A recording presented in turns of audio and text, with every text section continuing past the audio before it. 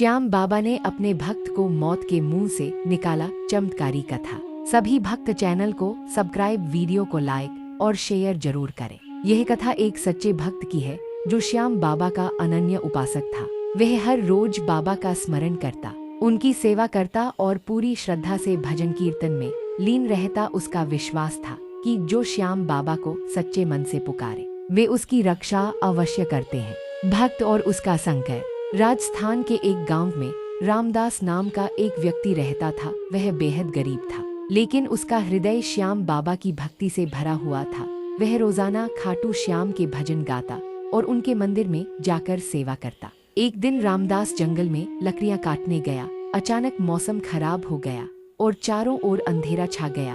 वह जल्दबाजी में अपने गांव लौटने लगा, लेकिन रास्ते में ही कुछ डाकुओं ने उसे घेर लिया। मौत का साया और श्याम बाबा की कृपा। डाकुओं ने सोचा कि रामदास के पास कुछ कीमती चीजें होंगी, इसलिए उन्होंने उसे लूटने की कोशिश की। लेकिन जब उन्हें कुछ भी नहीं मिला तो वे क्रोधित हो गए और बोले, तूने हमारा समय बर्बाद किया, अब तुझे मारना पड़ेगा। रामदास डर से कांपने लगा, लेकिन उसने आंखें बंद कर ली और श्याम बाबा को पुकारा, हे मेरे श्याम, मैं आपके शरण में हूँ, मेरी रक्षा करें। जैसे ही उसने प्रार्थना की, अचानक एक घोड़े पर सवार एक वीर योद्धा वहां प्रकट हुआ। उसके सिर पर मोर पंख सजा हुआ था और वह तेजी से तलवार चलाने लगा। देखते ही देखते सभी डाकू भयभीत होकर भाग गए। खाटू श्याम के दर्शन। रामदास ने जब आंखें खोली तो देखा कि घोड़े पर सवार वह योद्धा स्वयं श्याम बाबा थे।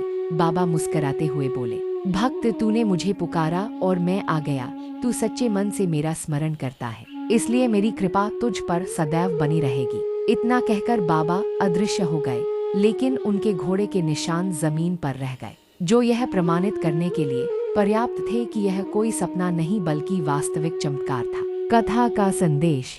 इस कथा से हमें यह सीख मिलती है कि जो भी श्याम बाबा को सच्चे हृदय से पुकारता है वे उसकी रक्षा अवश्य करते हैं, संकट चाहे कितना भी बड़ा हो। अगर भक्ति सच्ची है तो बाबा स्वयं आगे आकर अपने भक्तों की रक्षा करते हैं। जय श्री श्याम। कहानी कैसी लगी कमेंट में बताएं।